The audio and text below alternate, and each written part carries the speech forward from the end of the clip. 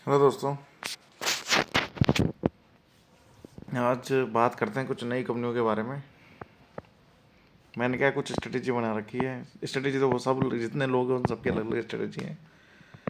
मेरी स्ट्रेटेजी दूसरों से अलग क्यों है ये भी मैं बता देता हूँ। अलग इसलिए है क्योंकि मैं चलता हूँ ग्रोथ के पीछे। कई लोग valuation, P, price to book ये सब देखते हैं। भाई अल्टीमेटली बनाना तो रिटर्न ही है। तो फिर क्यों ये वैल्यूएशन, प्राइस टू बुक और पी वगैरह क्यों देखना। भाई किसी कंपनी में अगर ग्रोथ हो रही है और वो ग्रोथ होती ही रहेगी तो इसका मतलब है कि यार उसमें तो वैल्यूएशन का कोई लेना देना ही नहीं है, क्योंकि वैल्यूएशन तो हमेशा यही मिलेगा। चाहे आप डीमार्ट का एग्जांपल ले लो, चाहे केपीआईटी का ले लो, चाहे किसी का ले लो। ठीक है। तो ऐसे ही मैंने फॉर्मूला कुछ लगा रखा है, वो आप मत देखिए। बस मैं आपको बताता हूँ कंपनियों को पिकअप कैसे किया जाता है। जैसे कोई भी कंपनी अपन पकड़ लेते हैं, जैसे यहाँ पे मैं HDFC AMC को पकड़ लेता हूँ। ठीक है। HDFC AMC है। अब देखो इसका मैं शुरू से दिखाता हूँ। चलो HDFC AMC को मार्केट कैप है 73,000 करोड़ का। ठीक है। स्टॉक का पी 41 का है। प्राइस टू बुक है 12 का। ठीक है। इसको मैं नीचे देता हूँ। ठीक है। इंट्रेंसिक वैल्यू ये सब आप लोग जानते हैं, मेरे को कुछ अलग से बताने की ज़रूरत नहीं है। ट्रेड उधारी कितनी है, 9% के उधारी पे काम करता है, क्योंकि पता है AMC कंपनी किसके लिए होती है, म्यूचुअल फंड इंडस्ट्री पूरी। ओके। प्रॉफिट अच्छा है 75%। ठीक है। अब देखो ये इसका चार्ट पैटर्न है। चार्ट पैटर्न बहुत फ्लक्चुएटिव है, तो ये मैं रिकमेंड नहीं करूँगा। जो लोग स्विंग ट्रेड्स और ये सब जो शॉर्ट टर्म गेम खेलते हैं ना, वो प्लीज़ अभी दूर हो जाइए हमारे यहाँ से। बट आपको शॉर्ट, मेरे लिए लॉन्ग टर्म ही 1 साल है। 1 साल में ही बहुत अच्छा रिटर्न मिल जाएगा। चलो इसको कंसोलिडेट करते हैं। अब देखो जरा रिजल्ट। अभी इसका दिसंबर 23 का रिजल्ट आया। कंपनी की सेल्स देखो, 508, फिर 541, 575, 643, 601, मतलब चारों क्वार्टर लगातार बढ़ रही है। प्रॉफिट्स देखो लगातार बढ़ रहे हैं। ठीक है। नेट प्रॉफिट्स देखो लगातार बढ़ रहे हैं। तीनों लाइन सही है। ईयरली तो खैर सही है ही। बैलेंस शीट सही है। ठीक है ना, ये सब चीज़ सही है। अभी कंपनी कौन सी हो गई, ग्रोथ कंपनी बन चुकी है। क्यों? क्वार्टरली रिजल्ट इसके अच्छे आ रहे हैं। अब तुम इसके प्राइस टू बुक देखो, प्राइस टू बुक 12 का है तो लगेगा बहुत महंगी कंपनी है। पी 41 का है, लगेगा बहुत महंगी कंपनी है। ठीक है ना।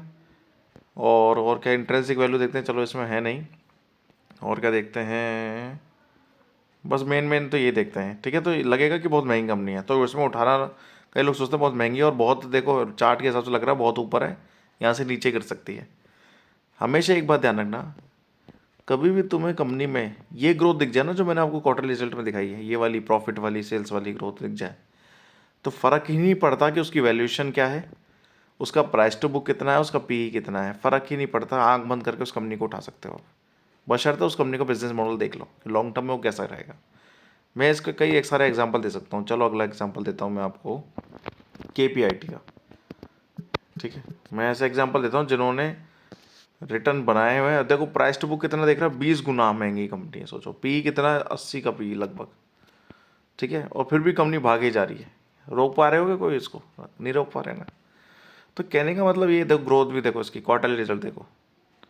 बस तुम्हें ये ग्रोथ पकड़नी है। तुमने ये ग्रोथ पकड़ ली ना, वैल्यूएशन भाड़ में गया, वैल्यूएशन, प्राइस टू बुक भाड़ में गया, पी गया। केवल ग्रोथ होनी चाहिए कंपनी में। बस अगर कंपनी में ग्रोथ है ना तो तुम रिटर्न्स बहुत अच्छे बना लोगे, बहुत अच्छे। अगर कंपनी में ग्रोथ नहीं है, प्रॉफिट्स नहीं है, तो तुम रिटर्न नहीं बना पाओगे, चाहे कंपनी का वैल्यूएशन प्राइस टू बुक एक के नीचे ही गुना हो। ये फैक्ट बात बता रहा हूँ मैं। जैसे मैं तुम्हें कंपनी और बताता हूँ, जैसे परसिस्टेंस सिस्टम, ये वाली कंपनी देख लो, इसकी ग्रोथ देख लो, कितना प्राइस टू बुक है, देख लो 14 का। बहुत महंगी कंपनी भाई साहब देखो, और इसकी ग्रोथ देखो तुम। मुझसे कोई कहते ना आज उठानी परसिस्टेंस सिस्टम, मैं आज उठा लूँगा परसिस्टेंस सिस्टम। क्यों? क्योंकि मुझे फ़र्क नहीं पड़ता चार्ट कैसा है, टेक्निकल काम, टेक्निकल कोई काम करता ही नहीं है। हर कोई टेक्निकल पे अपना स्ट्रेटेजी लगा रहता है। मैं कह रहा हूँ टेक्निकल कोई कुछ होता ही नहीं है। उसका रीज़न पता है क्यों? क्योंकि कौन कब खरीद रहा है, कौन कब बेच रहा है, किसी को नहीं पता। सबसे बेस्ट तरीका क्या होता है, कंपनी में धंधा देखो, प्रॉफिट देखो, काम खत्म। ठीक है। तो ये चीज़ तो ये हो गई। अब मैं दिखाता हूँ तुम्हें कुछ कंपनी जिसमें प्राइस टू बुक तुम चौंक जाओगे कि कैसे होता है। जैसे वारी, रिन्यूएबल एंड टेक्नोलॉजीज। ठीक है। इसका प्राइस टू बुक देखो, 61 का प्राइस टू बुक है। ठीक है ना। फिर भी कंपनी का चार्ट देखो तुम, ये देखो, ये होती है ग्रोथ, कैसे भाग रही है। This is the growth. ठीक है ना। ग्रोथ को पकड़ पाना नामुमकिन है। सेल्स देखो, ये देखो ऑपरेटिंग प्रॉफिट देखो, नेट प्रॉफिट देखो, लगातार देखो, लगातार कंटिन्यूस बढ़ते ही जा रहे हैं। ईयरली धंधा देखो, ठीक है ना। बैलेंस शीट देखने की ज़रूरत ही नहीं फिर। अगर तुम्हें कंपनी में ग्रोथ मिल गई ना तो फिर और सारी चीज़ अपने आप ठीक हो जाती है। कई लोग कहते हैं कि डेब्ट इक्विटी रेशियो भी बहुत ज़्यादा होता है ना तो कंपनी अच्छी नहीं होती, क्योंकि कंपनी के पास चुकाने के लिए पैसा नहीं होता। भाई कंपनी अगर ग्रोथ कर रही है ना तो कंपनी पे क्या, मैं कह रहा हूँ इस कंपनी पे 10,000 करोड़ का भी लोन होगा ना, और अगर वो प्रॉफिट शो कर पा रही है तो ये मान लेना वो चुका देगी। ठीक है, तो इस ये वैल्यूएशन पे भी कंपनी मेरे लिए मतलब महंगी नहीं है वारी रिन्यूएबल्स। ठीक है ना, क्योंकि मैंने तो कुछ दिन पहले 3,028 पे उठाई है, अभी 2 दिन पहले की बात है, जब 5% तो अपर सर्किट अब लगे हैं। रिजल्ट आने के बाद इसको मैंने दोबारा उठा लिया है, क्योंकि वैल्यूएशन कुछ मैटर ही नहीं करता। यानी कि 1 लाख की चीज़ 61 लाख में मिल रही है तो मैंने 61 लाख पे भी खरीद ली, वाला हिसाब है, वो चीज़ है। ठीक है, आपको ये वीडियो पसंद आई तो देखना। ठीक है,